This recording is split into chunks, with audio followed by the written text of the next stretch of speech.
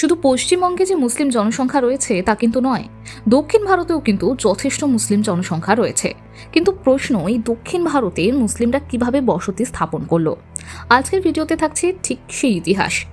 দক্ষিণ ভারতের কয়েকটি রাজ্যে 2011 সালের জনগণনা অনুযায়ী মুসলিমদের অনুপাত ছিল কেরালায় প্রায় 26%, কর্ণাটকে প্রায় 12%, তেলেঙ্গানায় প্রায় 12 থেকে 13%, তামিলনাড়ুতে প্রায় 5%। হায়দ্রাবাদ শহরে মুসলিমদের অংশ তুলনায় অনেকটা বেশি। শহর এবং জেলাভিত্তিকভাবে মুসলিম ঘনত্ব কিন্তু রাতারাতি তৈরি হয়নি, বরং বহু প্রজন্ম ধরেই গড়ে উঠেছে। আর এই সংখ্যাগুলোর পিছনে রয়েছে সেই ইতিহাস, যেটা শুরু হয়েছিল প্রাচীন বাণিজ্য থেকে। হ্যাঁ, প্রাচীন বাণিজ্য থেকে। দক্ষিণ ভারতের উপকূলীয় বন্দরগুলো ছিল রোমান, পার্সি আর আরবীয় বণিকদের হাত ধরেই বাণিজ্যের কেন্দ্র। আরব বণিকরা মশলা, মুক্ত, রেশম, কাঠকয়লা নিয়ে আসত এবং স্থানীয়দের সঙ্গে তারা বিয়ে এবং বসতি গড়ার ফলে প্রথম মুসলিম সম্প্রদায় গঠন হয়। 7ম শতাব্দীর পর যখন ইসলাম জন্মায়, তখন একই বাণিজ্য পথ আবারও সক্রিয় হয়। আরবরা হাজির হয় জাহাজে। এখানে কিন্তু কোনো যুদ্ধের ইতিহাস নেই, পুরোটাই বাণিজ্য। এবং এই বাণিজ্যটাই সম্পর্ক করার উদ্দেশ্য ছিল। অর্থাৎ ওই সময় কেরালার মালাবার উপকূলে সেই প্রথম মুসলিম বসতি গঠনের চিহ্ন পাওয়া যায়। স্থানীয় নারীদের সঙ্গে তারা বিবাহ করে এবং বাণিজ্যিক মেলবন্ধনের মধ্যে দিয়ে শিশু শৈশব শুরু করে মুসলিম পরিবার। পরে সুফি দরবেশরা যখন দক্ষিণে এলো, তারা কেবল ধর্ম প্রচার করেনি, সমাজে মানবতার এবং সাম্যের বার্তাও নিয়ে গেছেন। অনেক মানুষ স্বেচ্ছায় ইসলাম ধর্ম গ্রহণ করেছেন। ধর্মান্তর হয়েছিল সামাজিক কারণেই। এই কথাটা মনে রেখে এবার ধাপে ধাপে, যুগে যুগে দেখি যে কিভাবে দক্ষিণ ভারতে মুসলিম সমাজ গড়ে উঠল। তার আগে সাবস্ক্রাইব করুন আমাদের চ্যানেল তথ্যের সম্ভার। কিভাবে তার সংখ্যা বেড়েছে আর কেন আজও তার গভীর শিকড় আছে। এই সবকিছু শুরুটা ইসলাম আসারও আগে, মানে খ্রিস্টপূর্ব সময় থেকেই দক্ষিণ ভারত, বিশেষ করে কেরালার মালাবার উপকূল, তামিলনাড়ুর করমণ্ডল কোস্ট এবং কর্ণাটকের কিছু বন্দর ছিল যা বিশ্বের অন্যতম গুরুত্বপূর্ণ বাণিজ্য কেন্দ্র। আরব, পারস্য এবং রোমান বণিকরা মশলা, দারচিনি, গোলমরিচ, মুক্তো, হাতির দাঁত আর সুগন্ধি নিতে এখানে আসত। দক্ষিণ ভারতীয় রাজারা এই বাণিজ্যে লাভবান হতেন, তাই বাইরের বণিকদের প্রতি ছিল সহনশীলতা এবং সম্মান।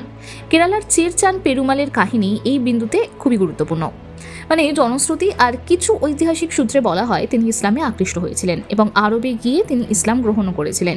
যদিও এই বিষয়ে বিতর্ক আছে, তবে এটুকু নিশ্চিত 7ম শতাব্দীতেই কেরালায় প্রথম মসজিদ, এই চেরামান জুমা মসজিদ স্থাপিত হয়। দক্ষিণ ভারতে ইসলামের প্রথম স্থায়ী চিহ্ন ছিল এটা।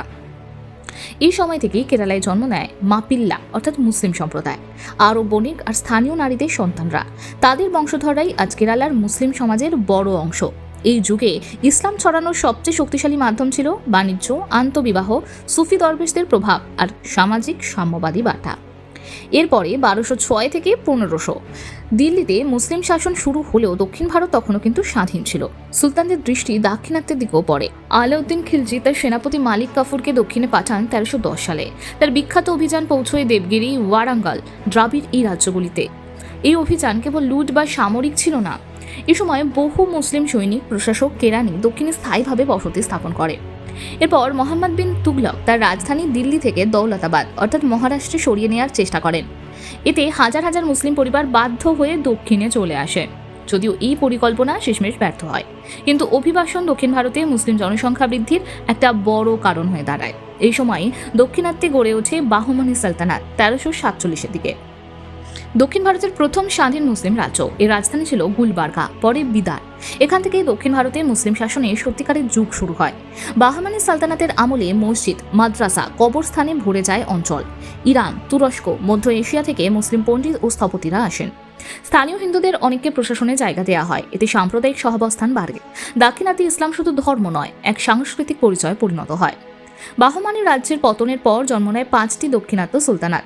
একটা বিজাপুর, আদিল শাহী, গোলকোন্ডা, কুতুব শাহী আর আহমেদানগর মানে নিজাম শাহী। আরেকদিকে বিদার এবং বেরার। বিশেষ করে বিজাপুর আর গোলকোন্ডা ছিল দক্ষিণে মুসলিম সংস্কৃতির সবচেয়ে বড় কেন্দ্র। বিজাপুরের গল গম্বুজ, হায়দ্রাবাদের মক্কা মসজিদ, চারমিনার, এই সব কিন্তু একই সময়ের স্থাপত্য। এই রাজ্যগুলো শত শত বছর টিকেছিল, যার মানে দক্ষিণে মুসলিম উপস্থিতি সাময়িক না, এটা বহু প্রজন্ম জুড়ে স্থায়ী হয়েছে।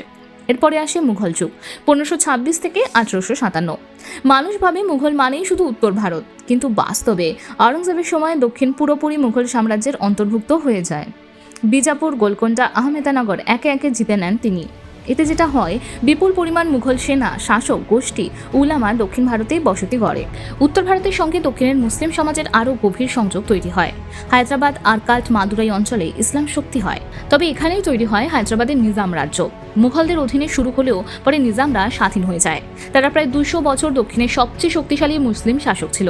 নিজামদের সময় লক্ষ লক্ষ মুসলমান সরকারি কাজে নিযুক্ত ছিল। ইসলামী শিক্ষা, উর্দু সংস্কৃতি, সাহিত্য বিকশিত হয় এই সময়। দক্ষিণে মুসলিম পরিচয় একটি শক্ত সাংস্কৃতিক ভিত্তি পায়।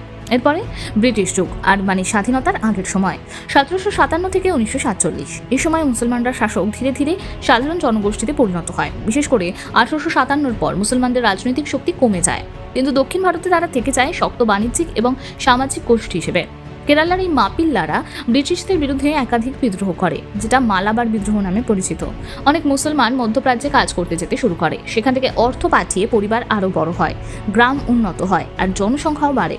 এই সময় মুসলিম স্কুল, কলেজ, হাসপাতাল, সমাজ সংস্কার আন্দোলন এবং রাজনৈতিক সচেতনতা দক্ষিণ ভারতে মুসলমানরা ধীরে ধীরে কিন্তু ব্যবসায়ী হতে শুরু করে।